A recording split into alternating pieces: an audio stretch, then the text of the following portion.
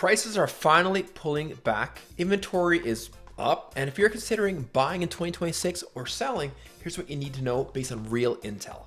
Hey, I'm Derek Thistle, former police officer here in Calgary, now top 1% RE/MAX realtor worldwide. Policing taught me decisions need intel, not guesswork. The same thing applies to real estate. So let's look at the December CREB stats, do a tactical breakdown, and give you some real intel to make the right decision in 2026 for you and your family. November sales, 1,553 units, which is down 13% since last year this time. Now sure, sales are down a little bit, but they're actually above long-term trends. In recent months, we have seen absorption rates actually increase, so sales are actually improving. But having that said, we're entering into our seasonal slowdown, Christmas time. People are focused on Santa, not buying a house right now. Yet there's still serious buyers out there. The citywide benchmark is $559,000. That's down 5% since last year, which is the first real correction we've seen in years. Detached homes are holding steady though, $733,000 benchmark. That's only 2% down since last year. Row homes unfortunately have been hit hard, with the benchmark price being $424,000, down 6% since last year this time.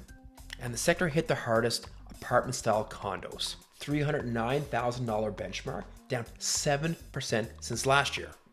Bottom line, the market is adjusting and buyers have breathing room. But what's happened? Well, Trump happened. Now toss in the Canadian election, war in Ukraine, other geopolitical things, and it's caused a lot of buyer uncertainty in our marketplace. And whenever there's uncertainty, people hit the brakes on big life moves like real estate or moving to our province, which is what was fueling the last few years of massive sales. Net migration has slowed. In 2022, we were seeing 100 people a day move to our province from BC, Ontario, Winnipeg. That has slowed dramatically because again, people are uncertain about their jobs, tariffs. There's so many factors affecting people's confidence. This has all led to high inventory. Right now we have 5,581 units on the market. That's up 28% since last year. Now to put that in perspective, 2022, 2023, an average month would have maybe around 2,000 units, making it an extreme seller's market. Right now we're definitely more into a balance, maybe even a buyer's market. But what does that mean for you? Well, as a buyer, you have stuff to look at. You're not in a situation where you book 5 showings with your realtor and 4 are sold before you even get there. You have some breathing space. Gone are the days of unconditional offers, which is a terrible way to buy a house. And there's some discount to be had. There's opportunity. Now, if you're a seller, unless you absolutely have to, I wouldn't sell right now. I would hit the brakes until we get out of the seasonal slowdown, Christmas time, and hit the market mid to late January because the early buyers are out, beating the spring market rush. Months of supply, 3.5. That means if everything sold today and there was no more new listings based on current absorption rates, it would take 3.59 months to sell everything. Well, that puts us firmly into a balanced market. Days on market, 49. That one is up huge, 34% since last year this time. It's taking longer to sell a house. Again, lower buyer confidence, way more inventory. It's taking time for the market to absorb all of this inventory. Another piece on the inventory, builders. There's a ton of construction right now. A few years ago, builders saw an opportunity. There wasn't any rental properties available, so they built purpose-built rentals. 6,000, then another 9,000 came to completion this year.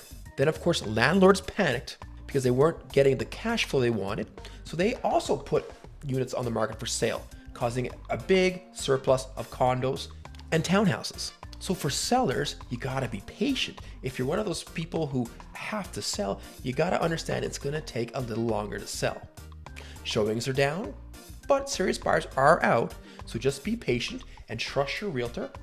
Pricing is critical. Showing the home 10 out of 10 is very crucial.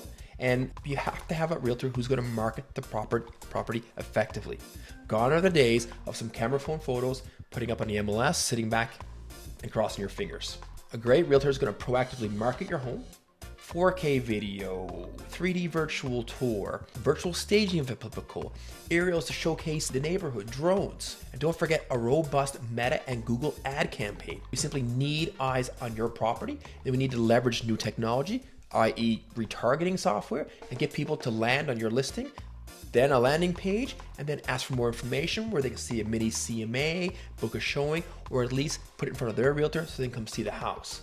These marketing tactics work. If you're a buyer, you got so much to choose from. Recently, I took a client out to look at condos. We looked at 12. There's so much out there. You could be picky. You could really take your time and find something that you like, and then more often than not, get a discount. To summarize, I think the market is in a weird spot, but I think we're seeing improvements month over month, especially since September and October's Bank of Canada rate reductions. I don't think we're going to see any more, but I do see buyer confidence returning to the market based on weekly absorption rates. I think once we get past Christmas, people are going to return to the market, and I think spring potentially will be a rebound year for Calgary. So if you're a buyer, please reach out to start formalizing a plan. If you're a seller, same thing. Let's have a conversation and time when would be the best time to list your house. If you guys want more information, please comment below or reach out to me directly. I'd love the opportunity to be your go-to realtor.